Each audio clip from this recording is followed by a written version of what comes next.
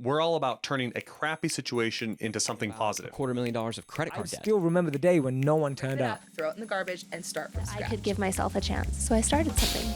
I mean, I think that counts as from poop to gold. Our sponsor for this episode is our 14-day video script challenge.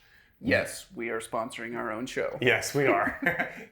Hey guys, welcome back to From Poop to Gold. I'm Daniel Harmon, Chief Creative Officer at Harmon Brothers. My guest today is Karen X. Karen, thank you so much for coming on. Thank you for having me. You I knew you first with your Learning to Dance in a Year video, Yes. right? That was one where you kind of blew up, and you just make a lot of really fun content for fun, which is really, really cool on Instagram and stuff. So did I miss anything? Yes, that's it. Okay, I covered it. Okay, good. Tell us a little bit about your background, kind of where you come from. How did you arrive at this place where you're now, running your agency, doing viral videos for different clients? How did you get into all this? Yeah, I got into all this by accident. So I was actually in a different career at the time. Like so many people get into this field by accident. So I was working for Microsoft, for Microsoft Excel, actually the spreadsheet program, as a project manager. And when I left, I sang a goodbye song to my coworkers.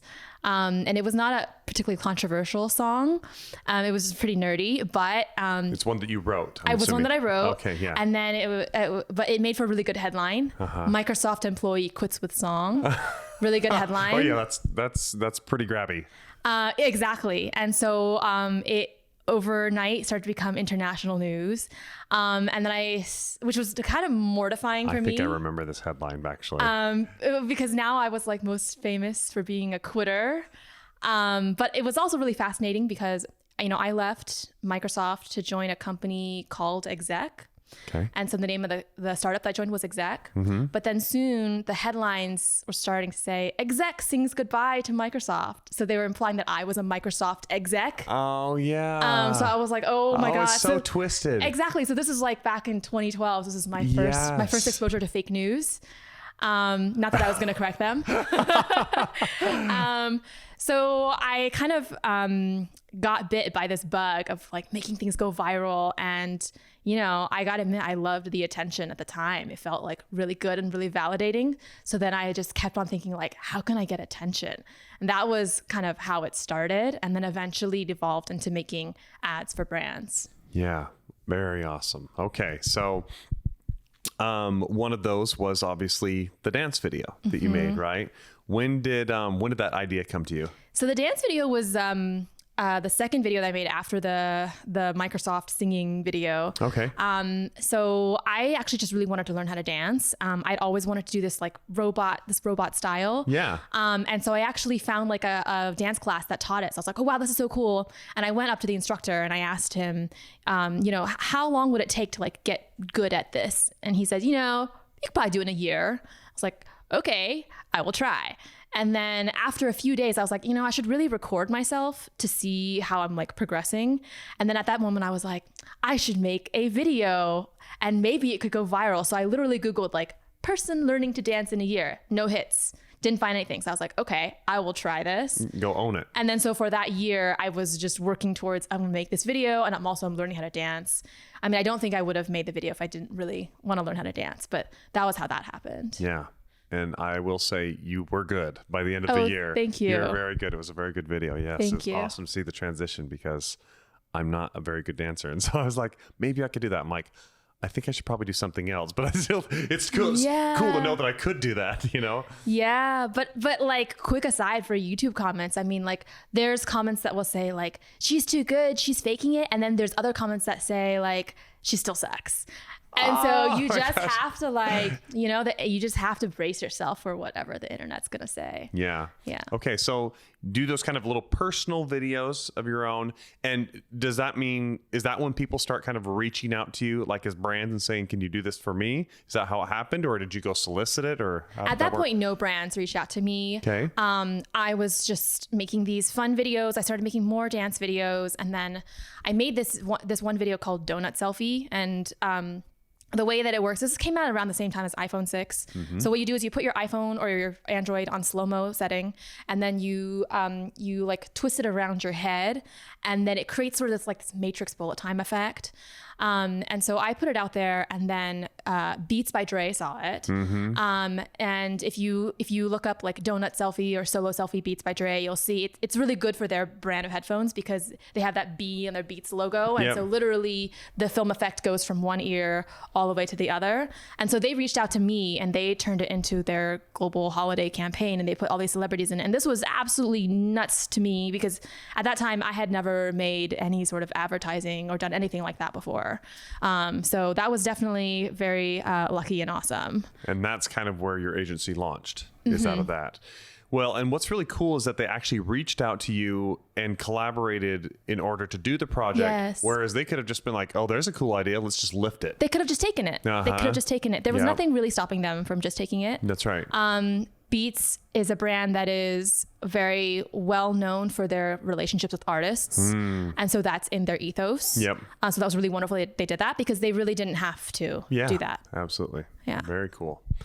And then since then, like you've obviously worked with some other big brands and stuff. A lot of your videos have kind of like an explainer element to them, right? I guess how would you describe this the style of videos that you make?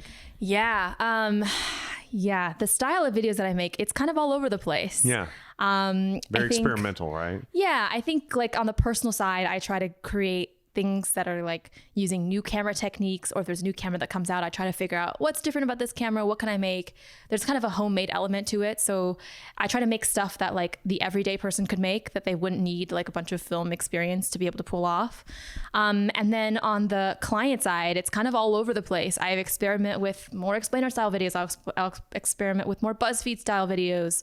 And so I think like one thing for me personally, this is like I guess every strength is also a weakness, but like I am very bad at consistency. And so as a result, like it lets me be very experimental, but then it makes other things very difficult, like building a following or like building a brand that you're known for this thing. But you're a very visual director or creative director, right? I mean, because you do direct on set, right? Most of the time, aren't you the one doing the most of the directing and stuff? Frequently I'll direct, but not always. But a lot of it, the way you think of it is in terms of like, okay, how can we do creative stuff visually with the camera and everything, right? Which is very fun. The name of the podcast is From Poop to Gold. So I'm aware. I'm a fan. So the theme obviously is finding those stories where you've taken a really crappy situation and turned it into something positive. And when I mention that, what comes to mind in your life or your career where you've had that kind of a circumstance from going from the lows and then turning it into a high? Going from a crappy situation into something positive. I think like a few things instantly come to mind. So the first example I think is when I was at Microsoft, I really thought I had landed my dream job. It was my first job out of college. I felt like it was very prestigious. I prided myself in being like a very analytical person at the time. And so I felt like I'd reached my pinnacle, working for Excel. And so I think like there's this misconception about your dream job where I think people will think like, that's my dream job. And then they'll go get it and they might actually achieve it. And then they're there and they might not be happy. And then that's when the existential crisis comes. It's like reality minus expectations, or expectations minus reality, right? It's happiness. And so I think like I expected that it would be everything I ever wanted, but then, it wasn't. And it wasn't, I think at a young age, you don't really know what you want. Like I remember a mentor saying to me, like, are you a big company person or a small company person? I was like, I have no idea. This is my first job. Like, how would I know? And so I ended up kind of very unhappy in that situation, but also feeling like I didn't deserve to be unhappy. And so I think that's maybe something that a lot of people can relate to, is that they feel like they should enjoy this thing that they worked hard towards, but they don't. And then I remember like I, desperately wanted to leave, just because the job wasn't right for me. Nothing about like, I think Microsoft is a great company. They've done a lot of great things in the last few years, but it wasn't the right role for me. Exactly. And so I was interviewing, and My kind of style is for interviewing, at least at the time, was basically just like, let me show them how hard I'm gonna like work and prep for this. And so I was interviewing actually for a job at Evernote, which I at the time like decided that's my dream job now, you know, because you just get in your head like that's my dream job. And so I ended up like, I wrote like a song for them, which I went into the interview and I performed, and it was like cricket. It was not well received. It was not quite like your exit from Microsoft. Right. No, it was not well received at all. And I desperately wanted this job, and I had spent 50 hours like creating like an app concept, and I like learned After Effects and like animated it and made all this stuff for them. I like went overboard basically to try to get this job. Yeah. Just thinking like I would just brute force my way in, like I had learned previously. You were gonna stand out from the crowd. Works. Yeah, exactly. And I figured, you know what, like if I get rejected, at least I know that I like did everything I could. Yeah. And of course I got rejected, but still it was just like at that moment it was just so. I think everyone's had an experience where they're like they you know, they have in their head this is their dream job, and then they get rejected from that and they need to recover from that. But I think like in retrospect, I think the Evernote team actually could see something that I couldn't, which was that actually I was not a fit for that team. Mm-hmm. And there was just no way that I could see that, because I'm just thinking like, you know, single track mind, that's my goal. I'm going to go get that thing. And so in retrospect, like it was absolutely the right thing for me. And by that door closing, it set me on a different path, and I'm doing work that's much more better suited for me than working on like office productivity software now. But I just think like this from poop to gold concept, anytime there's like a rejection, I know it's cliche advice, but you really have to have faith that things work out. For sure. Yeah. 100%. Awesome. And so coming out of that, you were, you know, dropped down essentially with the, you know, realizing your dream job wasn't actually your dream job. Mm-hmm. And then also going for what you thought was your dream job and not getting that one. Mm-hmm.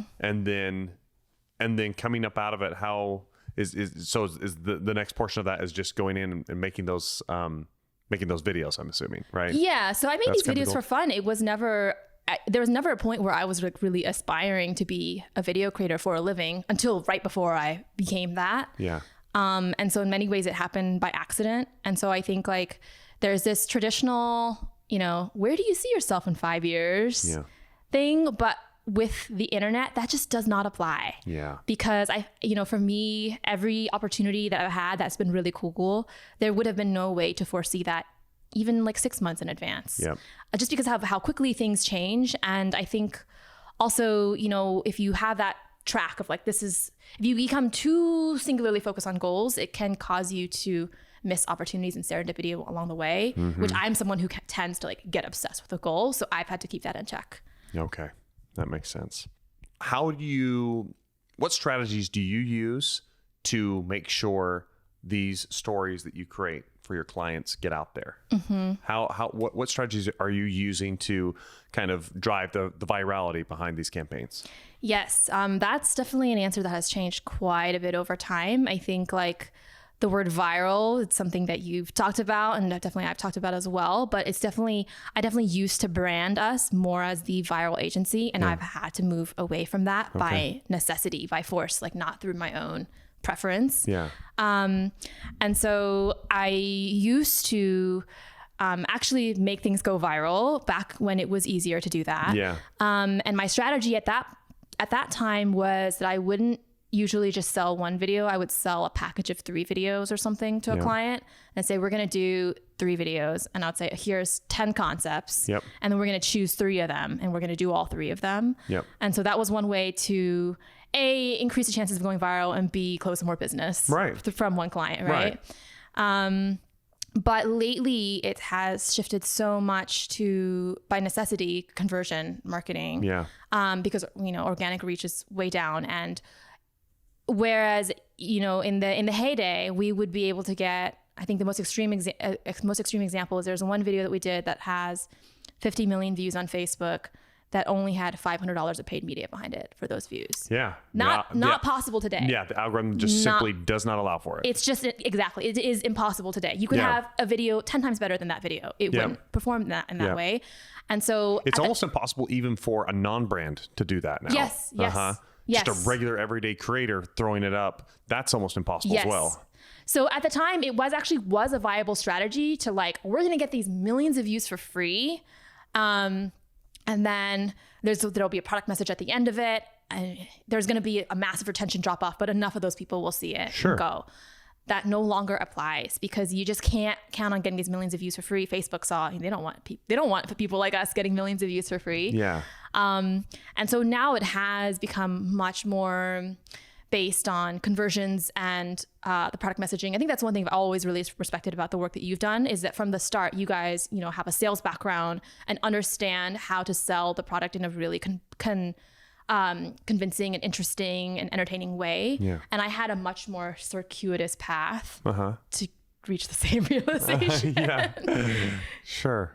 And so like what's working? What do you find working for you now? I mean, obviously in the content itself, creating stuff that is a little bit more conversion based, but as far as like even like distribution strategies, do you have any insights for our audience? Yeah, I think one thing that I find works now is because the shelf life of content is so short now. I don't know if you've seen this as well. The stuff you put out favors the now.